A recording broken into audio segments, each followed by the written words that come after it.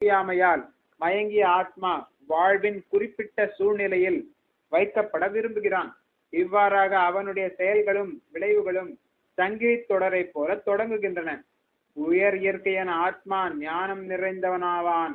இருப்பினும் அவனது சக்தி ஓர் எல்லைக்கு உட்பட்டதால் அவன் அறியாமையால் பாதிக்கப்படக்கூடியவன். பகவான் சர்வசக்தி உடையவர், ஆனால் ஆத்மா அப்படிப்பட்டவன் அல்ல. கடவுள் விபு அளவற்ற ஞானம் உடையவர், ஆனால் ஆத்மாவோ அணுவை போன்றவன். ஆத்மாவிடம் உயிர் சக்தி இருப்பதால் தனது சுய விருப்பப்படி ஆசைப்படுவதற்கான தகுதி அவனிடம் உள்ளது. அந்த ஆசை சர்வசக்தியுடைய பகவானால் மட்டுமே நிறைவேற்றப்படும். எனவே உயிர் வாழி தனது விருப்பங்களால் மயக்கப்பட்டிருக்கும் போது அவ்விருப்பங்களை நிறைவேற்றிக் கொள்ள இறைவன் அனுமதிக்கின்றார்.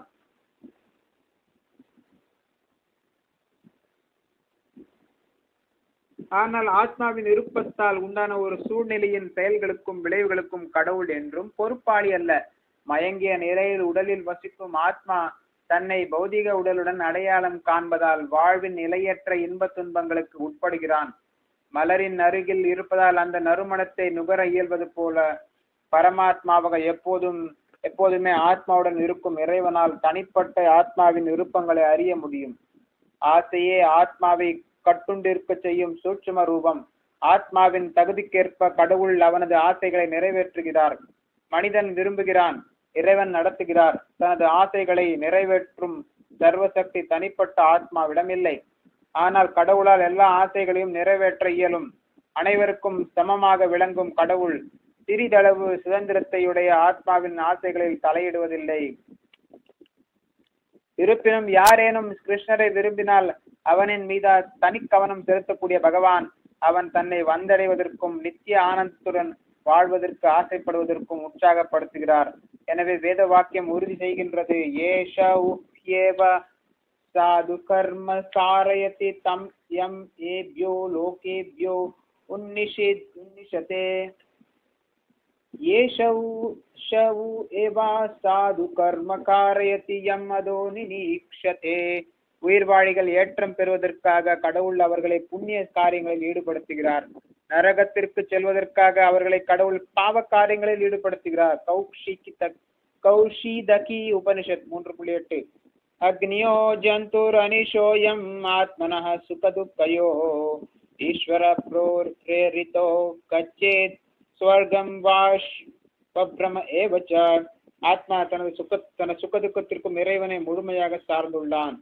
மேக காற்றினால் விரட்டப்படுவதைப் போல இறைவனின் இச்சையால் அவன் சொர்க்கத்திற்கோ நரகத்திற்கோ போகலாம்.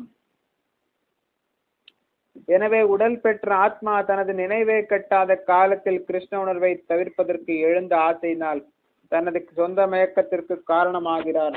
விளைவு நித்தியமான ஆனந்த அறிவுடன் விளங்க வேண்டிய அவன் இறைவனுக்கு தொண்டாற்றல் என்னும் தனது சொரூபத்தை அற்பத்தனத்தால் மறந்து மாயையினால் சிறைப்படுத்தப்பட்டுள்ளான்.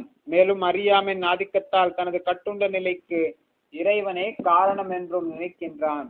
வேதாந்த சூத்திரம் 2.1.34 இதை உறுதி செய்கின்றது.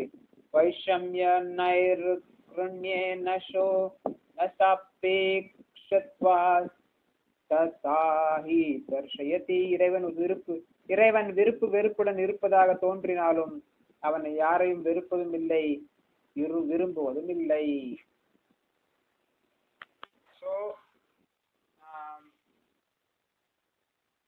பகவான் கிருஷ்ணர் எந்த பாவத்தையும் ஏற்றுக்கொள்வதில்லை, எந்த புண்ணியத்தையும் ஏற்றுக்கொள்வதில்லை. ஜீவனுடைய அதாவது நம்ம உண்மையான ஞானம் அறியாமையில கவரப்பட்டுள்ளது. இந்த பௌதிக உலகம் என்பதே ஒரு இருட்டான உலகம், மாயையின் உலகம். மாயைனா இருட்டுனாவே அறியாமையில நம்ம நம்மளோட ஞானம் மறைக்கப்பட்டுள்ளது. நம்ம கிருஷ்ணருடைய ஞானம், கிருஷ்ண பக்தி செய்யக்கூடிய ஞானம், கிருஷ்ணரின் அறிவு, கிருஷ்ணரை குறித்த அறிவு அனைத்தும் மறைக்கப்பட்டுள்ளது. ஞானம், கிருஷ்ண ஞானம் மறைக்கப்பட்டுள்ளது, கடவுளின் ஞானம் மறைக்கப்பட்டுள்ளது. காரணம், நாம் இந்த பௌதிக உலகத்தில் வாழ்ந்து வருகிறோம். அறியாமையில் ஞானம் மறந்திருக்கிறோம். இந்த அறியாமைதான் ஆத்மாவின் மயக்கத்திற்கு காரணம். நம்ம அறியாமையில் இருக்கிறதுனால மயங்கிட்டு இருக்கிறோம். பெண் மயக்கம் என்பது ஒரு மோகம். அறியாமை காரணமாக அந்த பெண்ணால் நமக்கு பல்வேறு துன்பங்கள் வரும் என்பதை அறியாமையால் நாம் அந்த பெண்ணின் பின்னாடி அலைகிறோம். அந்த பெண்ணால் நமக்கு பல்வேறு சிக்கல்கள் வரும், துன்பங்கள் வரும், வாழ்க்கையில் போராட்டங்கள் அதிகமாகும், சிக்கல்கள் அதிகமாகும், துன்பங்கள் அதிகமாகும், பல்வேறு பிரச்சனைகள் வரும் என்று தெரிந்திருந்தும் ஒரு பெண்ணின் மயக்கத்தில், அழகின் மயக்கத்தில், அவர்களின் அழகான பேச்சு, நல்ல ஒரு உடல் அமைப்பும் அதை பார்த்து மயங்கி விட்டு நாம் இந்த உலகத்தில் மறுபடியும் பிறக்கிறோம், மறுபடியும் இருக்கிறோம். அதாவது இந்த உலகத்துல நம்ம இருக்கிறதுக்கு காரணமே, ஒரு ஆத்மா இருக்கிறதுக்கு காரணமே மைதுன்ய ஆகாரம். இந்த உலகம் ஷாக்கல்ஸ் ஆஃப் ஐரன். நம்ம இந்த காமம் என்ற ஒரு கட்டுப்பாட்டுல விலங்கால நமக்கு பந்திக்கப்பட்டுள்ளோம். காமம் என்றும் இந்த விலங்காலம் பந்தப்பட்டுள்ளோம். இந்த பௌதிக உலகத்தில் மிக உயர்ந்தமான ரசம், ஆதி ரசம் என்பது காமமே. அந்த காமத்தின் கட்டுப்பாட்டில் நாம் இந்த உலகத்தில் பந்தப்பட்டுள்ளோம். அது ஒரு மயக்கம்.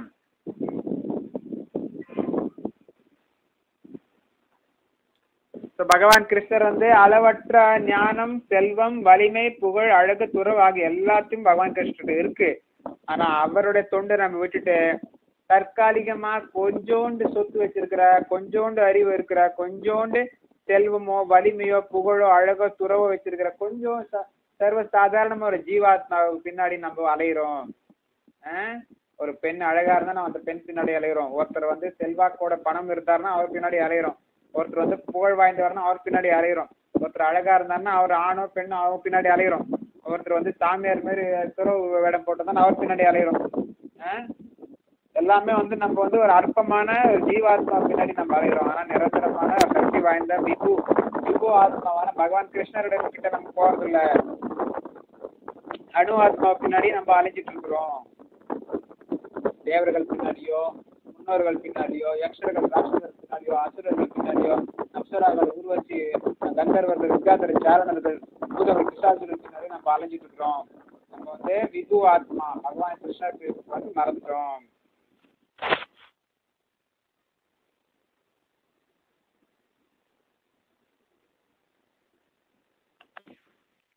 பகவான் கிருஷ்ணர் அடையணும்ன்றது எதுவுமே கிடையாது. எல்லாமே அவருக்கு, அதனால அடையணும்ன்றது கிடையாது. ஆனா அந்த ஆத்மாக்கள் அளவற்ற சக்தியை அடையணும்னு முயற்சி செய்துங்க. அளவற்ற ஞானத்தையும், அளவற்ற சக்தியையும், ஞானத்தையும், செல்வத்தையும், வலிமையும், புகழும், அழகு, துறவு எல்லாம் பெறணும்னு சொல்லிட்டு மிகப்பெரிய போராட்டம் நடத்திட்டு இருக்கு. பிரம்மலோகத்திலே போனா கூட சரி, பாதாள லோகம் போனா கூட சரி, இந்த போராட்டம் தான் நடந்துட்டு இருக்கு. எல்லாருமே ஞானவான ஆகணும்னு நினைக்கிறாங்க, செல்வந்தர்களாக நினைக்கிறாங்க, வலிமை வாய்ந்தவர்களாக நினைக்கிறாங்க, புகழ் வாய்ந்தவர்களாக ஆக நினைக்கிறாங்க, அழகு வாய்ந்தவர்களாக நினைக்கிறாங்க, துறவு பூண்டவர்களா நினைக்கிறாங்க. எல்லா விதமான எல்லாமே பகவான் கிருஷ்ணரோட முழுமையா இருக்கு. அவர் எதுவுமே அடையணும்ன்ற கிடையாது. ஆனா அந்த அணு ஆத்மாக்கள் இது எல்லாத்தையும் அடையணும்ன்ற ஒரு போராட்டத்துல ஈடுபட்டு இருக்கு. தேவலோகத்துல இருந்து சரி, பிரம்மலோகத்துல இருந்து சரி, பாதாள லோகம் இருக்கும், இதே போராட்டம் தான் நடந்துட்டு இருக்கு.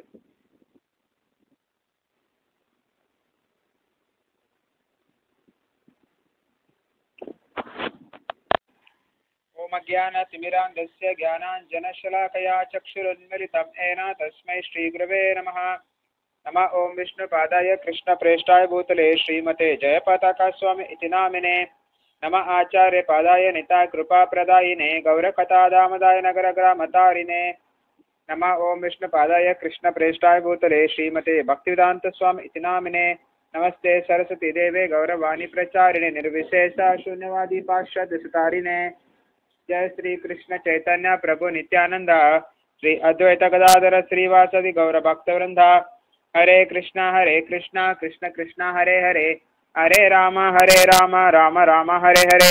हरे कृष्णा कृष्ण कृष्णा हरे हरे, हरे राम राम राम हरे हरे। हरे कृष्णा कृष्ण कृष्णा हरे हरे, हरे राम राम राम हरे हरे। இன்னைக்கு நம்ம பகவத்கீதை 5ஆம் அத்தியாயம் 16வது பதத்தை படிப்போம். ஞானேனா தூ தத் அஜ்ஞானம் யேஷாம் நாசிதமாத்மனः தேஷாம் ஆதித்யவத் ஞானம் பிரகாசயதி தத்பரம் ஞானேன தத் அஜ்ஞானம் யேஷாம் நாசிதமாத்மனः. தேஷாம் ஆதித்யவத் ஞானம் பிரகாஷயதி தத்பரம். மொழிபெயர்ப்பு பொருளரை அச பக்திவேதாந்த சுவாமி ஸ்ரீல பிரபுபாதிக்கு ஜெய்.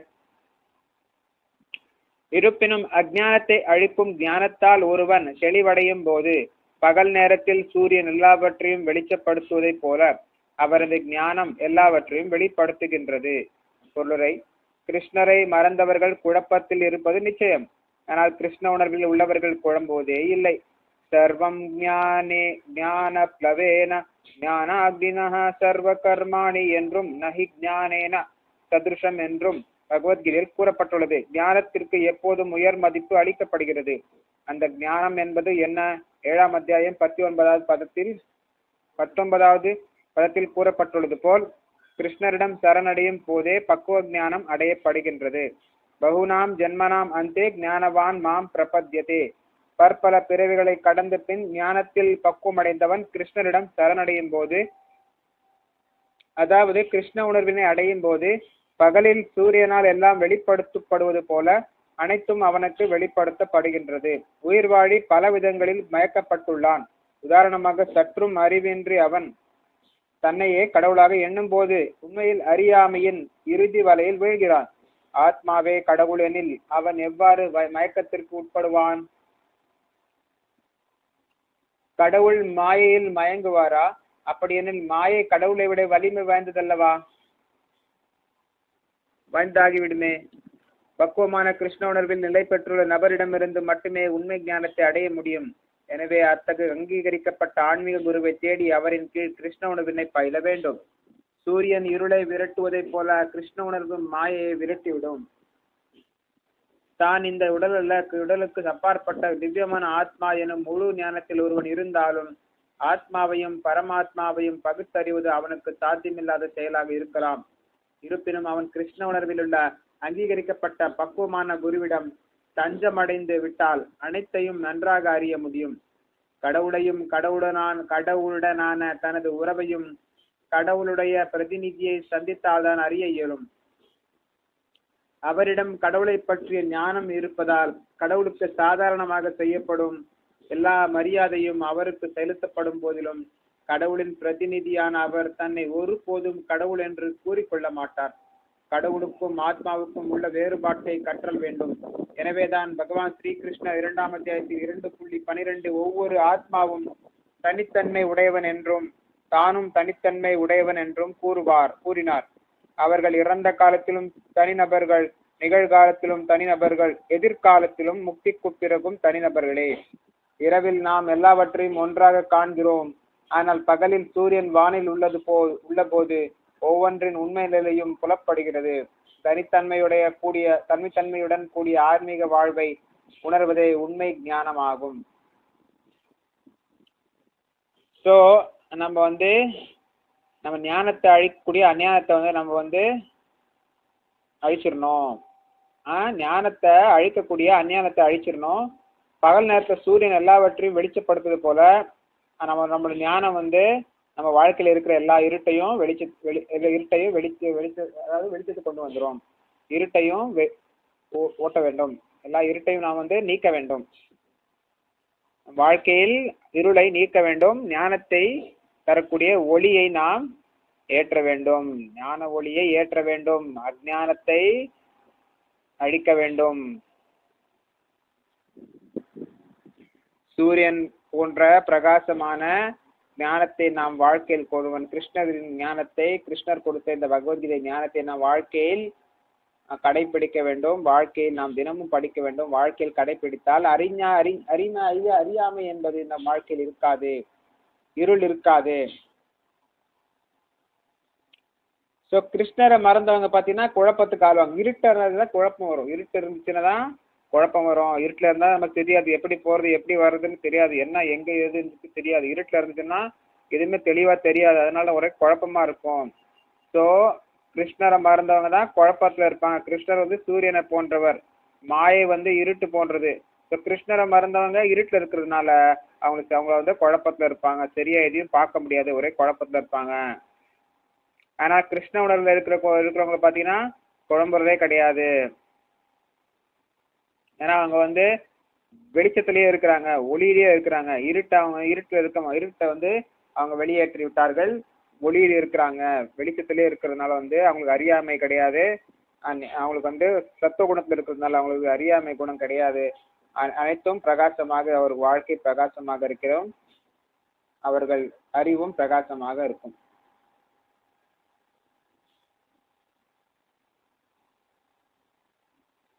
ஞானத்திற்கு எப்போதுமே உயர்வான மதிப்பு அளிக்கப்படுகிறது. ஞானவான்களுக்கும் ஞானிகளுக்கும் உயர்வான மதிப்பு அளிக்கப்படுகிறது. இப்போ சமூகத்துல பார்த்தீங்கன்னா விஞ்ஞானிகள் இருந்தாருன்னா அவருக்கு உயர்ந்த மதிப்பு, அல்லது ஒரு தத்துவ ஞானியோ விஞ்ஞானியோ இருந்தாருன்னா அவர் உயர்ந்த மதிப்பு கொடுக்கப்போகுது.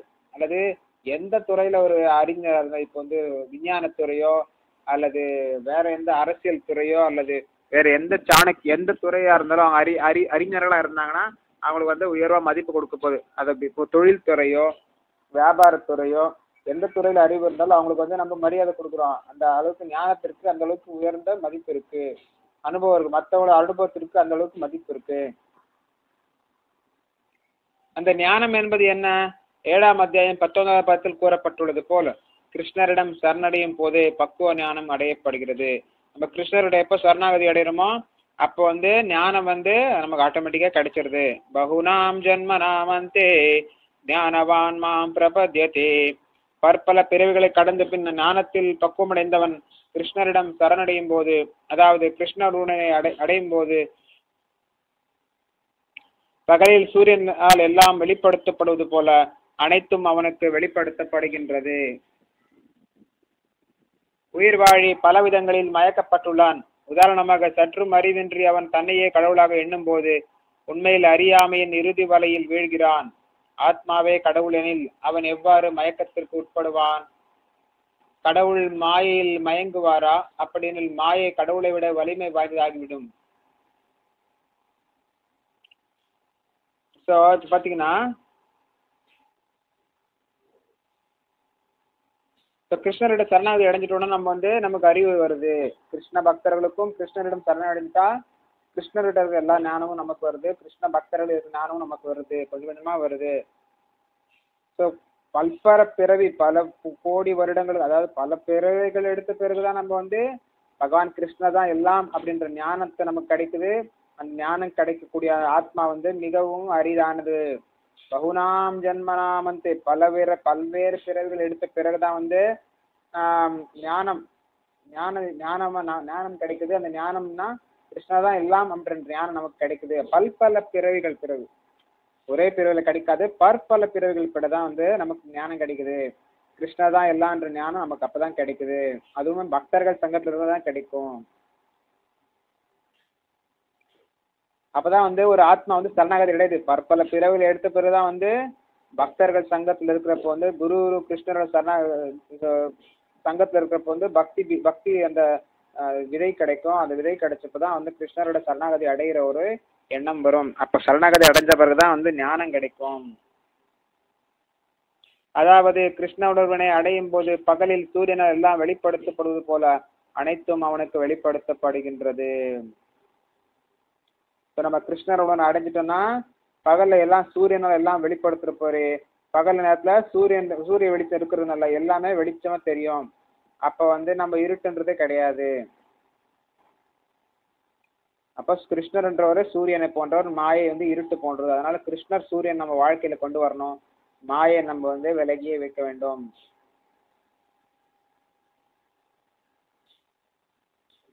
ஸோ சில டைம்ல பார்த்தீங்கன்னா எவ்வளவோ விஷயம் வந்து மயக்கமான மாயையான விஷயம் இருக்கு.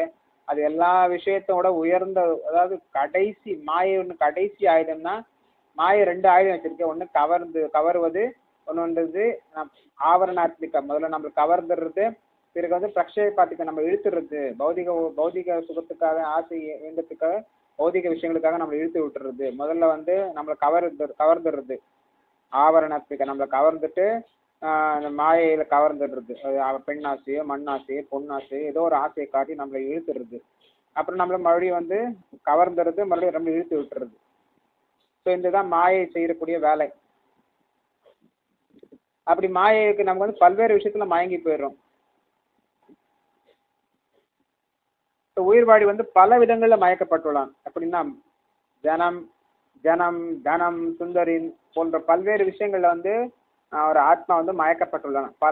சில பேர் பார்த்தீங்கன்னா பணத்தை பார்த்து மயங்கிடுவாங்க. சில பேர் இது ஜனம், ஜனங்களை நிறைய ஃபாலோவர்ஸ் இருந்தாங்கன்னா அவங்கள பார்த்து மயங்கிடுறாங்க. நிறைய பெண்கள் இருந்தாங்கன்னா அவங்கள பார்த்து மயங்கிடுறாங்க. தனம், ஜனம், சுந்தரி, இந்த மூன்றை பார்த்து மக்கள் மயங்கிடுறாங்க. ஸோ அதுதான் மாயின் ஆயுதங்கள். இதெல்லாம் மாயின் ஆயுதங்கள். ஸோ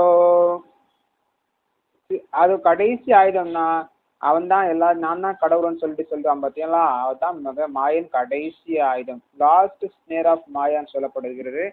கடைசி ஆயுதம், மாயின் கடைசி ஆயுதம் என்னன்னா நீதான் கடவுள் அப்படின்னு சொல்லிட்டு அந்த ஆத்மாவை வந்து அந்த ஒரு மயக்கத்துல ஆழ்த்துது. அந்த மாயை அந்த மயக்கத்துல அவனும் மயக்கத்துல நான் தான் கடவுள்னு சொல்லிட்டு ஊரெல்லாம் பிரச்சாரம் பண்ணிட்டு கொள்ளையடிச்சிட்டு ஊரை ஏமாத்தி கடைசியில வந்து அவன் வந்து மாயின் வசத்துல மிகவும் பலமாக விடுபட்டுள்ளான். மாயையின் பிடியில் பலமாக அவன் உள்ளான். அது மாயையின் பிடியில் அவன் தண்டனைக்கு உட்படுத்தப்படுவான். பல்வேறு போலி சாமியார்கள் பார்த்தீங்கன்னா அடிக்கடி ஜெயிலுக்கு போறாங்க வர்றாங்க. கவர்மெண்ட் பிடிச்சி உள்ள போட்டுருது, அல்லது அவங்களே வந்து சுத்துறாங்க. பக்தி வினோத் தாக்கூர் டைம்ல வந்து பிசிகே சேனா ஒருத்தன் நான் தான் கடவுள்னு சொல்லிட்டு இருந்தான். அவரை வந்து பக்தி வினோத் தாக்கூர் வந்து அவரை வந்து தண்டிச்சார். ஸோ அந்த பிசிகே சேனா வந்து கொஞ்ச நாள்லயே இறந்துட்டார். அவனோட சக்தி எல்லாம் தலைமுடியில் இருந்துச்சு. தலைமுடியை வெட்டின உடனே அவன் எல்லாம் மயங்கி கீழே விழுந்துட்டான். உடனே வந்து எல்லாம் அவனோட உயிர் போயிடுச்சு. அதாவது ரொம்ப வீக் ஆயிட்டான். அப்புறம் கொஞ்ச நாள்லயே அவன் இறந்துட்டான். ஸோ அவனோட ஃபாலோவர்ஸ் எல்லாம் விட்டு போயிட்டாங்க. அதாவது இந்த இந்த பௌதிகமான இந்த யோகிகளோட சக்தி வந்து அவங்க உடல்ல ஏதோ ஒரு பாகத்துல வந்து ஒழுக்கி வச்சிருப்பாங்க. குறிப்பா இந்த தலைமுடி போன்ற பாகத்தை ஒழுக்கி வச்சிருப்பாங்க. ஸோ அந்த சக்தியை வந்து இழந்த உடனே அவங்க மிகவும் சாதாரண ஆத்மாக்களை போய் ஆயிடுறாங்க. இந்த பிசிகே சேனா ஒரு துராத்மாவும் அப்படிதான் வந்து போலியான கடவுளாக தன்னை பிரகடனப்படுத்தி கொண்டு தன்னையே விஷ்ணுவின் அவதாரம் என்று பிரகடனப்படுத்தி கொண்டு பெண்களை தவறாக ஈடுபடுத்தினார். பல்வேறு நபர்களை நோய்வாயிலிருந்து குணப்படுத்துவதாக ஏமாற்றி பல்வேறு பெண்களை அனுபவித்து ராசலையில அனுபவித்து போன்ற விஷயங்களை பாவ செயல்கள் ஈடுபட்டதனால் அவர் வந்து பக்தி வினோத் தாக்கூர் சிறந்த தூய பக்தரான பக்தி வினோத் தாக்கூர் வந்து அவரை இனம் கொண்டு அவருக்கு சரியான தண்டனையை அளித்தார். அப்பொழுது அவருக்கு தலைமுடியில் வந்து சக்தி இருக்குது இல்லையா யோகிகளுக்கு. ஸோ அந்த தலைமுடியை வந்து ஒரு டாக்டர் வந்து வெட்டிடுவார். அவர் வந்து பல்வேறு ஆராய்ச்சிகளுக்கு பிறகு கண்டுபிடிச்சிருக்கிறார் தலைமுடியில தான் அவன் சக்தி இருக்குன்னு சொல்லிட்டு அவர் என்ன பண்ணுவார், தலைமுடியை வெட்டிடுவார். வெட்டின உடனே அந்த துராத்மா பிசிகே சேனான்ற அந்த போலி சாமியார் என்ன பண்ணுவார், மயங்கி கீழே விழுந்து சக்தி எல்லாம் போயிட்டு கீழே விழுந்துருவார். அவங்களுடைய எல்லா ஃபாலோவர்ஸும் வந்து அவங்களுடைய எல்லா வந்து அனுயாயிகளும் எல்லா பின்பற்றுபவர்கள் எல்லாம் விட்டு போயிடுவாங்க. மாயின் கடைசி ஆயுதம் வந்து இதுதான். தன்னையே கடவுள்னு ஒருத்தர் பிரகடனப்படுத்திக்கிறார் பார்த்தீங்களா, அதுதான் மிகப்பெரிய ஆயுதம் மாயை. இப்போ வந்து கடவுள் அண்ணா கடவுள் நிறைய பேர் சுற்றிட்டு இருக்கிறாங்க. கல்கி பகவான், அம்மா பகவான், அப்பா பகவான், தாத்தா பகவான், ஆயா பகவான் அப்படின்னு சொல்லி பல்வேறு நபர்கள் சுற்றிட்டு இருக்கிறாங்க. அவங்க எல்லாம் வந்து மாயின் கடைசியான ஆயுதத்துல கடைசின்ற இதுல இருக்காங்க, கடைசி ஸ்டேஜ்ல இருக்காங்க.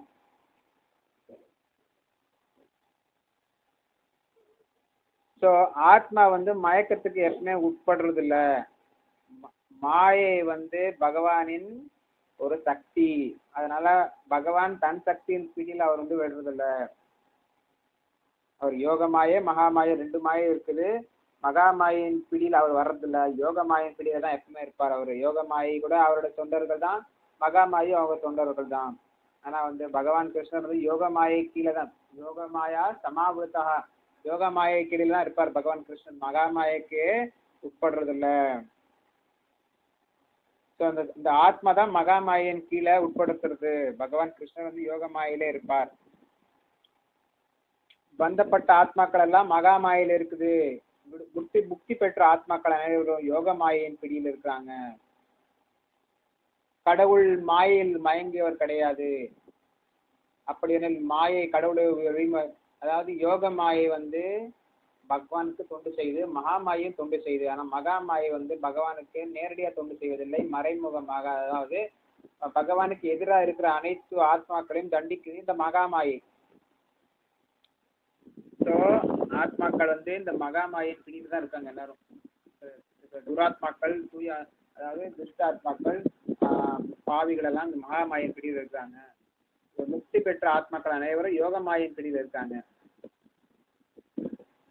அதனால கடவுளோட எப்பவுமே அந்த மகா மாயில் இருக்கக்கூடிய ஆத்மாக்கள் எப்பவுமே கடவுளாக முடியாது. முக்தி பெற்ற ஆத்மாக்கள் அனைவரும் யோக மாயின் பிடியில் இருக்காங்க. பக்தர்கள் அனைவரும் யோக மாயில் இருக்காங்க. பக்தர்கள் அல்லாதவர்கள் துராத்மாக்கள், துஷ்டாத்மாக்கள், தீய ஆத்மாக்கள், பாவிகள் எல்லாமே மகாமாயின் பிடியில் இருக்காங்க.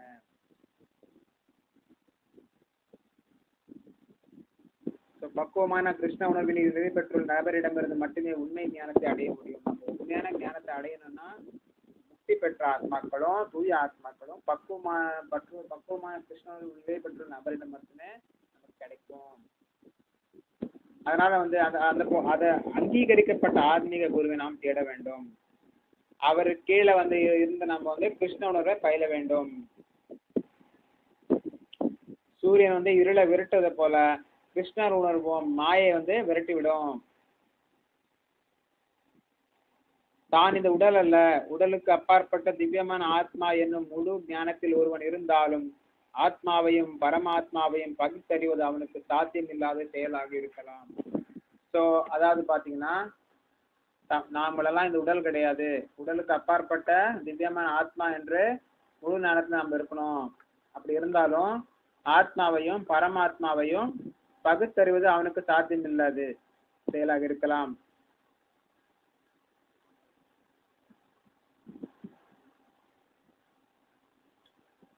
கிருஷ்ணர் உணர்வுல அங்கீகரிக்கப்பட்ட பக்குவமான குருவிடம் தஞ்சம் எடுத்து நம்ம விட்டா அனைத்தையும் நன்றாக அறிய முடியும். கொஞ்சம் கொஞ்சமா நம்ம அனைத்து அறிவும் கிடைக்கும். நம்ம பகவான் கிருஷ்ணருக்கு தொண்டு செய்யணும், பக்தர்களுக்கு தொண்டு செய்யணும். அப்போ நமக்கு எல்லாமே நமக்கு தெளிவாக விளக்கப்படும், தெளிவாக புரியும்.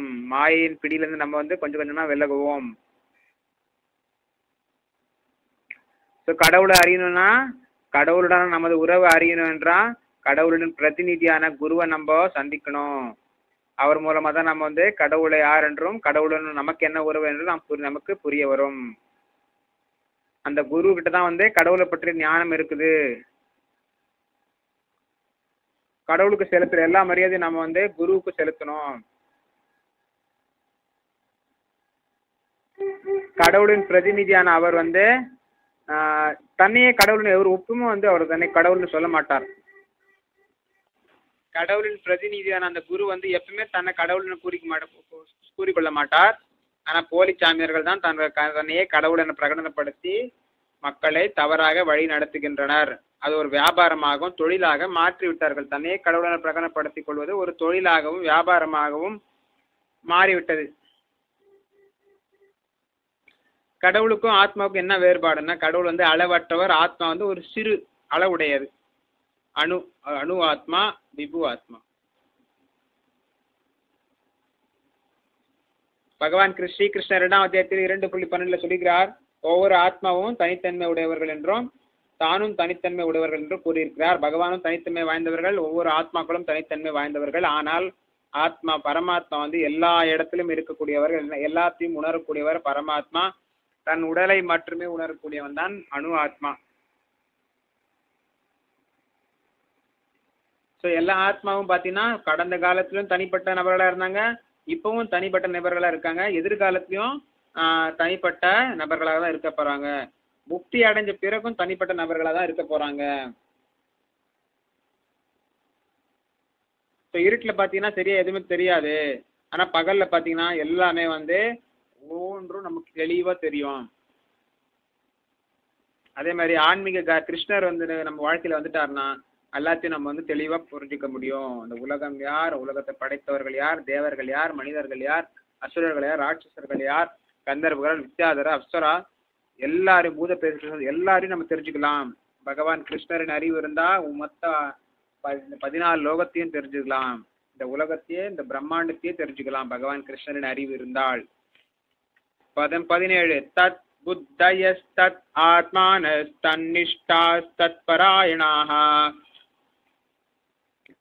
தத் புத்தயஸ்தத் ஆத்மானஸ்தன்னிஷ்டாஸ்தத் பராயணாஹ கச்சந்த்ய புனராவృத்திம் ஞான நிர்தூத கல்மஷாஹ. மொழிபெயர்ப்பு பொருளுரை ஆசா பக்திவேதாந்த சுவாமி ஸ்ரீல பிரபுபாத் கி ஜெய்.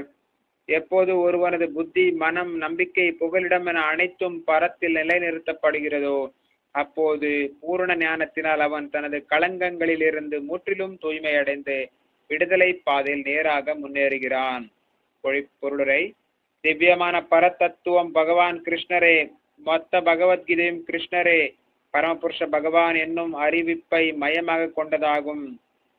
எல்லா வேத இலக்கியங்களின் விளக்கமும் இதுவே. பரத்தை அறிந்தவர்களால் பரம உண்மையான பரதத்துவம் என்பது பிரம்மன், பரமாத்மா, பகவான் என்று பரமனை அடைபவர்களால் புரிந்து கொள்ளப்படுகிறது. பூரணத்தின் இறுதி சொல் பகவான் எனப்படும் புருஷோத்தமராக முழுமுதற் கடவுளே. அவரை மிஞ்சியவர் எவரும் இல்லை. பகவானே கூறுகிறார், மத்தஹ பரதரம் நான்யத் கிஞ்சிதஸ்தி தனஞ்சய. அறிவு பிரம்மனை தாங்குவதும் கிருஷ்ணரே. பிரம்மணோஹி பிரதிஷ்டாகம். எனவே எல்லா உயிர்வாழிகளிலும் கிருஷ்ணரே பரதத்துவம். எவன் ஒருவது மனம், புத்தி, நம்பிக்கை, புகலிடம் ஆகியவை எப்போதும் கிருஷ்ணரிடம் உள்ளதோ, வேறு விதமாக கூறினால் எவன் ஒருவன் கிருஷ்ண உணர்வில் முழுமையாக உள்ளானோ அவன் சந்தேகமின்றி எல்லாவித களங்கங்களும் நீக்கப்பட்டு பரதத்துவத்தை பற்றிய அனைத்திலும் பூரண ஞானத்துடன் உள்ளான். கிருஷ்ணரிடம் ஒரு இருமை, ஒரே சமயத்தில் அடையாளமும் தனித்தன்மையும் உள்ளது என்பதை முழுமையாக புரிந்து கொள்ள கிருஷ்ண பக்தன் அத்தகைய திவ்யமான ஞானத்தினால் சக்தி அளிக்கப்பட்டு விடுதலை பாதையில் தளர்வின்றி முன்னேற முடியும். எப்போ நம்ம நம்மளோட புத்தி, நம்மளோட மனசு, நம்மளோட நம்பிக்கை எல்லாமே நம்ம பகவான் கிருஷ்ணர்ல எல்லை நிறுத்துறோமோ அப்போது நமக்கு பூர்ண ஞானம் கிடைக்கும். அப்போ அந்த அந்த அந்த களங்கமற்ற நிலையிலிருந்து தூய்மை அடைந்து நாம் விடுதலை பாதையில முன்னேறுவோம்.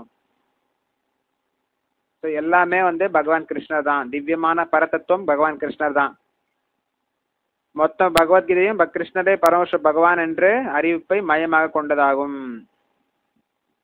எல்லா வேத இலக்கியங்களையும் இதுதான் கொடுக்கப்படுது. பகவான் அறிந்தவர்கள் உண்மையை, பரதத்துவத்தை அறிந்தவர்கள். பிரம்மன், பரமாத்மா, பகவான் என்று பரமனை அறிபவர்களால் புரிந்து கொள்ளப்படுகிறது. பூர்ணத்தின் இறுதி சொல் பகவான், புருஷோத்தமராகிய முழுமுதற் கடவுள் பகவான். அவருக்கு சமமானவர் யாரும் கிடையாது. அவரை மிஞ்சியவர்கள் யாரும் கிடையாது. மத்த பரதரம் நான்யத் கிஞ்சித் அஸ்தி தனஞ்சயா. பகவான் கிருஷ்ணருக்கு சமமானவர்கள் யாரும் கிடையாது. அவரோட உயர்ந்தவர்கள் யாரும் கிடையாது. அருவ பிரம்மத்தையும் தாங்குறது பகவான் கிருஷ்ணர் தான். இந்த பிரம்ம ஜோதி கூட பகவான் கிருஷ்ணர் இந்த உடல்ல வரக்கூடியது தான் இந்த பிரம்ம ஜோதி, அருவ பிரம்மன். பிரம்மனோஹி பிரதிஷ்டாகம். எனவே எல்லா வழிகளிலும் கிருஷ்ணரே பரதத்துவம். எவன் ஒருவது மனம், புத்தி, நம்பிக்கை, புகலிடம் ஆகிய எப்போதும் கிருஷ்ணரிடம் உள்ளதோ, வேறு விதமாக கூறினால் எவன் ஒருவன் கிருஷ்ண உணர்வில் முழுமையாக உள்ளானோ அவன் தன் சந்தேகமின்றி எல்லாவித களங்கங்களும் நீக்கப்பட்டு பரதத்துவத்தை பற்றி அனைத்திலும் பூர்ண ஞானத்துடன் உள்ளான். கிருஷ்ணரிடம் ஒருமை உள்ளது. கிருஷ்ணரோட குடும்பத்தை நம்ம சேர்ந்துட்டோம்னா கிருஷ்ணரோட நாம் ஒரே குடும்பம் ஆயிடுவோம். கிருஷ்ணரோட சேர்ந்தோம்னா ஒரே குடும்பம் ஆயிடுவோம், ஒன்னாயிடுவோம். வித்யா வினய சம்பன்னே பிராமணே ஹகவிஹஸ்தினி சுனீச்சைவ ஸ்வபாகேச பண்டிதாக சமதர்ஷினஹ. மொழிபெயர்ப்பு பொருளுரை அச பக்திவேதாந்த சுவாமி ஸ்ரீல பிரபுபாதிக்கு ஜெய். அடக்கமுள்ள பண்டிதர்கள் தங்களது உண்மை ஞானத்தின் வாயிலாக கற்றறிந்த தன்னடக்கமுள்ள பிராமணன், பசு, யானை, நாயை தின்பவன், கீழ்ஜாதி என அனைவரையும் சமநோக்கில் காண்கின்றனர். பொருளுரை அச பக்திவேதாந்த சுவாமி ஸ்ரீல பிரபுபாதிக்கு ஜெய். உயிரின வேறுபாடுகளையும் ஜாதி வேறுபாடுகளையும் கிருஷ்ண பக்தன் காண்பதில்லை. சமூக ரீதியில் பிராமணனும் கீழ்ஜாதியினனும் வேறுபட்டவர்கள். உயிரின ரீதியில் நாய், பசு, யானை ஆகியவை வேறுபட்டவை. ஆனால் உடலின் இது போன்ற வேற்றுமைகள் கற்றறிந்த ஆன்மீகவாதியின் கண்ணோட்டத்தில் அர்த்தமற்றவை. ஆன்மீகவாதிகளின் அத்தகு பார்வை பரமனுடன் அவர்களுக்கு உள்ள உறவினால் சாத்தியமாகின்றது. ஏனெனில் பரம புருஷர் தனது விரிவங்கமான பரமாத்மாவின் உருவில் அனைவரின் இதயத்திலும் வீற்றுள்ளார். பரமனை பற்றிய இந்த ஞானமே உண்மையான ஞானமாகும். பல்வேறு இனங்களை சார்ந்த அல்லது பல்வேறு ஜாதிகளை சார்ந்த உடல்களை பொறுத்தவரை கடவுள் எல்லாரிடமும் சமமான அன்புடையவராக இருக்கிறார். ஏனெனில் அவர் எல்லா ஜீவன்களையும் தனது நண்பனாக நடத்துகிறார். இருப்பினும் ஜீவனின் எல்லா சூழ்நிலைகளிலும் அவர் பரமாத்மாவாகவே உள்ளார். பிராமணனின் உடலிலும் கீழ் ஜாதியினது உடலிலும் ஒன்றல்ல என்ற போதிலும் கடவுள் பிராமணனின் உடலிலும் கீழ் ஜாதியினரின் உடலிலும் பரமாத்மாவாக வீற்றுள்ளார். ஜட இயற்கையின் பல்வேறு குணங்களின் பலதரப்பட்ட பௌதிக படைப்புகளே உடல்கள். ஆனால் உடலில் உள்ள ஆத்மாவும் பரமாத்மாவும் ஒரே ஆன்மீக குணத்தை உடையவர்கள். குணத்தில் ஆத்மாவுக்கும் பரமாத்மாவுக்கும் உள்ள ஒற்றுமை அளவில் அவர்களை சமமாக்குவதில்லை. ஏனெனில் தனிப்பட்ட ஆத்மா ஒரு குறிப்பிட்ட உடலில் மட்டுமே உள்ளான். பரமாத்மாவோ அனைவரது உடலிலும் வீற்றுள்ளார். கிருஷ்ண பக்தன் இதனை முழுமையாக அறிந்துள்ளான். எனவே அவனே உண்மையான பண்டிதனும் சமநோக்கு உடையவனும் ஆவான். பரமாத்மா ஆத்மா இருவருமே உணர்வுடையவர்கள், உள்ள நித்தியமானவர்கள், ஆனந்தமயமானவர்கள். இதுவே இவர்களிடையே உள்ள ஒற்றுமை. ஆனால் வேறுபாடு என்னவெனில் தனிப்பட்ட ஆத்மா தனது உடலை மட்டுமே உணரக்கூடியவன், பரமாத்மாவோ எல்லா உடல்களையும் உணரக்கூடியவர். வேற்றுமை பார்க்காமல் பரமாத்மா எல்லா உடல்களிலும் வீற்றுள்ளார். ஸோ ஒரு அறிஞர்கள், அடக்கமுள்ள பண்டிதர்கள் தங்களது உண்மை ஞானத்தின் வாயிலாக எல்லாரையும் சமமா பாக்குறாங்க. ஸோ பண்டிதர்கள் அறிஞர்கள் அவங்களோட உண்மையான ஞானத்துல எல்லாரையும் சமம் பாக்குறாங்க. யார சமம் பாக்குறாருன்னா, கற்றறிந்த தன்னடக்கமுள்ள ஒரு பிராமணரையும் ஒரு பசுவையும் ஒரு யானையையும் நாயையும் நாயை தின்பவனையும் எல்லாரையும் சமமா பாக்குறாரு. அப்படி பாக்குறாருன்னா, எல்லாரையும் ஒரு ஆத்மாவை தான் பாக்குறார். உடல் ரீதியா அவர்கள் அனைவரும் வெவ்வேறானவர்கள். கற்றறிந்த பிராமணன் உயர்ந்தவன், பசு அதை விட தாழ்ந்தது. யானையும் பசுவும் ஒரே இனம், விலங்கு இனம். நாயை தின்பவர்கள் அவர்களும் மிக தாழ்ந்தவர்கள், எல்லாமே விலங்குகள். பசு, யானை, நாய் அனைத்து விலங்கு. அப்புறம் நாயை தின்பவன் அவனும் கீழ் ஜாதி. மனிதர்களிலே மிகவும் கடைசிய நிலையில் இருப்பவர்கள் நாயை தின்பவர்கள். ஸோ எல்லாரையும் சமமா பாக்குறாரு. எப்படி பாக்குறாருன்னா, அவர் ஆன்மீக ஆத்மாவா பாக்குறார். பிராமணனில் உள்ள இருக்கும் ஒரு ஆத்மாவும் பசு, யானை, நாய் தின்பவர்களின் உடலில் இருக்கக்கூடிய ஆத்மாவும் அனைத்து ஒரே விதமான ஆத்மாக்கள் தான். ஆனால் அவர்கள் அவரவர்களுக்கு கொடுக்கப்பட்டுள்ள சுதந்திரத்தை அவர்கள் தவறாக பயன்படுத்தியதால் அவர்கள் கீழ் ஜாதியாகவும் நாயாகவும் பூனையாகவும் பசுவாகவும் யானையாகவும் பிறந்திருக்கிறார்கள். ஆனால் பிராமணர் தனக்கு கொடுக்கப்பட்டுள்ள சுதந்திரத்தை சரியான முறையில் ஈடுபடுத்தியதால் அவர் ஒரு கற்றறிந்த தன்னடக்கமுள்ள பிராமணராக உயர்ந்த நிலையில் இருக்கிறார். ஆனால் பௌதிகமாக இந்த உயர்வு தாழ்வுகள் இருக்கிறதே ஒழிய ஆன்மீகமாக அனைத்து ஆத்மாக்களும் சுத்தமானவையே, அனைத்து ஆத்மாக்களும் தூய்மையானவைகளை, அனைத்து ஆத்மாக்களும் சச்சிதானந்தம். இயற்கையில் அவர்கள் அனைவரும் நிரந்தரமானவர்கள், அறிவுடையவர்கள், ஆனந்தமானவர்கள். ஆனால் பௌதீக பந்தத்தின் காரணமாக அந்த ஆத்மாக்கள் பிறப்பு இறப்பு என்ற சக்கரத்திலும் நோய்கள் வருகிறது. உடல் ரீதியாகவும் மூவகை துன்பங்களை அனுபவித்துக் கொண்டிருக்கிறது. உடலில் வேறு குணத்தின் பிடியில் காலத்தின் பிடியில் இருப்பதால் அவர்கள் வெவ்வேறு உடல்களை அடைந்துள்ளனர். சோ இந்த பௌதிகமான அந்த உடல் மாறிடும், அழிந்து விடும். ஆத்மா அழியாது. அதனால ஒரு பண்டிதர்கள் உடல் அழியக்கூடிய உடலை அவங்க முக்கியத்துவம் கொடுக்கறது இல்ல, ஆனா ஆத்மாவுக்கு தான் முக்கியத்துவம் கொடுப்பாங்க. ஸோ ஒரு கிருஷ்ண பக்தர் வெவ்வேறு உயிரினங்கள் இருக்கு. இப்போ பசு இருக்கு, நாய் இருக்கு, பூனை இருக்கு, விலங்குகள், நீர் வாழ்வன, தாவரம், புழு பூச்சிகள், பறவைகள், விலங்குகள், மனிதர்கள், அப்படி பல்வேறு விதமான உயிரினங்கள் இருக்கு. அவர் எல்லாரையும் சமமா பாக்குற ஒரு பிராமணர், ஒரு கற்றறிந்த ஒரு பண்டிதர். ஸோ ஜாதி ரீதியாலும் பல்வேறு ஜாதிகள் இருக்கிறது. ஆனா கிருஷ்ணர் பக்தர் இதெல்லாம் பாக்குறது இல்லை, வேற்றுமையை பாக்குறது இல்லை.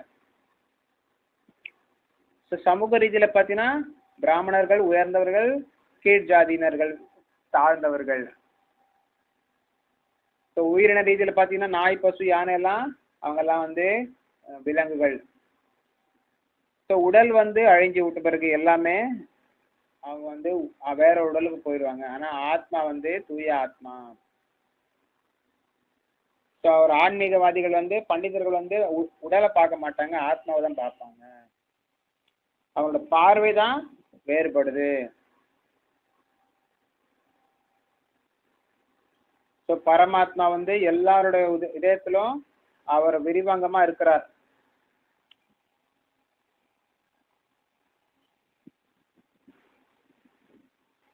சூரியன் வந்து எல்லார் மேலேயும் சமமா தான் அவரோட ஒளியை செலுத்துறார்.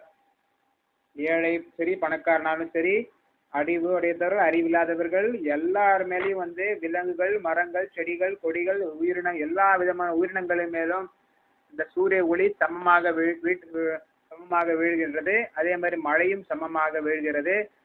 அனைத்து இந்த தேவதைகள் அனைவரும் சமமாக நடந்து கொள்கிறார்கள். இந்த அனைத்து உயிரினங்களையுமே சமமாக நடந்து கொள்கிறார்கள்.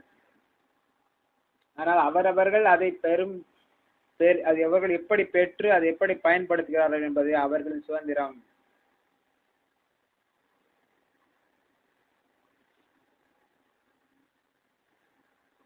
எல்லாருமே அவங்கவங்க செயல்களுக்கு ஏற்ற மாதிரி தான் அவங்களுக்கு உயர்ந்த உடலோ தாழ்ந்த உடலோ கிடைக்குது. ஸோ அது அவங்க சுதந்திரத்தை அவங்க நல்லா பயன்படுத்தினாங்கன்னா உயர்ந்த உடலையும், தவறா பயன்படுத்தினாங்கன்னா தாழ்ந்த உடலும் கிடைக்குது.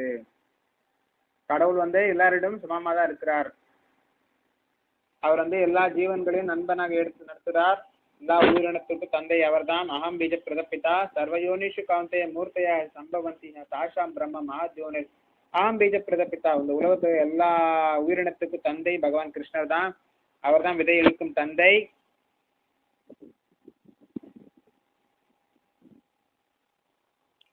பரமாத்மா வந்து எல்லா உடலையும் இருக்கிறார். பிராமணன் உடலில் இருக்கிறார், சண்டாளன் உடலில் இருக்கிறார். பகவான் கிருஷ்ணர் எல்லார் உடலையும் இருக்கிறார். இந்த உலகத்துக்கு வெவ்வேறு விதமான உடல்கள் வர காரணம் இந்த 3 குணங்கள்: சத்துவகுணம், ரஜோகுணம், தமோகுணம். நல்ல விஷயங்கள், கெட்ட விஷயங்கள், நடுநிலையான விஷயங்கள் எல்லாமே வரதுக்கு காரணம் இந்த 3 குணங்கள் தான். உருவாக்குது, படைத்தல், பாதுகாத்தல், அழித்தல் அனைத்தும் இந்த 3 குணங்களின் செயல்கள் தான். ஆனா ஆத்மா வந்து பரமாத்மாவும் ஒரே குணத்தை, 2 பேரும் வந்து ஒரே குணம் உடையவர்கள். சச்சிதானந்தம் என்ற குணத்தை உடையவர்கள் இந்த ஆத்மாக்கள். பரமாத்மாவும் ஆத்மாவும் பரமாத்மாவும் குணத்தால் ஒன்று. ஆனா அளவுல பாத்தீங்கன்னா அவங்க வந்து சமமாகிறது இல்ல.